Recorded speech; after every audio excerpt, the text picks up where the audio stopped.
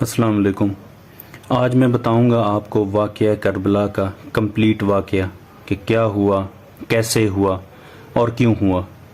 کربلا کا واقعہ صرف ایک جنگ نہیں بلکہ حق اور باطل کے درمیان ایک فیصلہ کن معرکہ تھا۔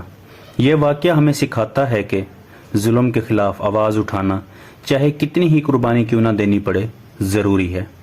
سن 61 ہجری محرم کا مہینہ اور مقام کربلا کا میدان۔ یزید بن معاویہ خلافت پر قابض ہو چکا تھا اور امام حسین سے بیعت کا مطالبہ کر رہا تھا، لیکن امام حسین جانتے تھے کہ بیعت کا مطلب ہے حق کو باطل کے آگے جھکا دینا، اور یہ آل رسول کے لیے ممکن نہ تھا۔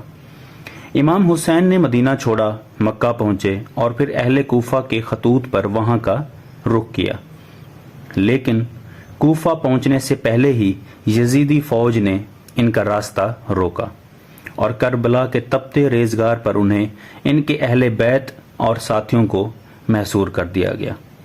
10 محرم عاشورے کا دن۔ امام حسین کے خیموں میں فضا سوگوار تھی مگر حوصلہ بلند تھا۔ ایک ایک کر کے حسینی لشکر کے جوان شہید ہوتے گئے۔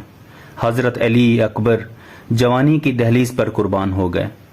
حضرت عباس وفا کی عظیم مثال بازو کٹوا دیے مگر پانی نہ پیا اور پیاسے رہے۔ ننھا علی اصغر 6 ماہی بچہ باپ کی گود میں پیاسا تیر کھا کر شہید ہو گیا۔ پھر وہ لمحہ آیا جب امام حسین تنہا رہ گئے۔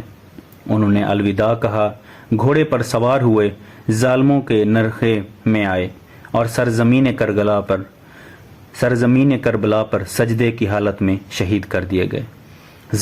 یزیدی فوج نے نہ صرف امام کو شہید کیا بلکہ ان کے خیمے جلائے، عورتوں اور بچوں کو قید کیا اور اہل بیت کو بے حرمت کر کے کوفہ و شام کی راہوں میں پھرایا۔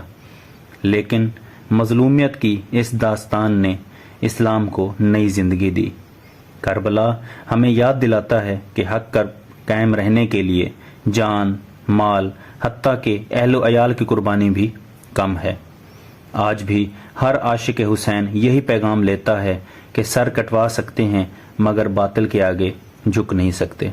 اس لیے ہمارا حق بنتا ہے کہ ہمیں یا حسین نہیں بلکہ واہ حسین کہنا چاہیے، اور اس کو اس طریقے سے نہیں پیش کرنا چاہیے جیسے کہ یہ دکھ بھری کہانی تو ہے، لیکن اس کو اس طریقے سے پیش نہیں کرنا چاہیے کہ لوگ کا حوصلہ جو ہے الٹا کم ہو جائے، بلکہ اس کو اس طریقے سے بتانا چاہیے کہ ہمارے بچوں کے حوصلے بلند ہوں اور کل کو وہ ظلم کا مقابلہ کر سکیں اور حق کا راستہ اپنائیں۔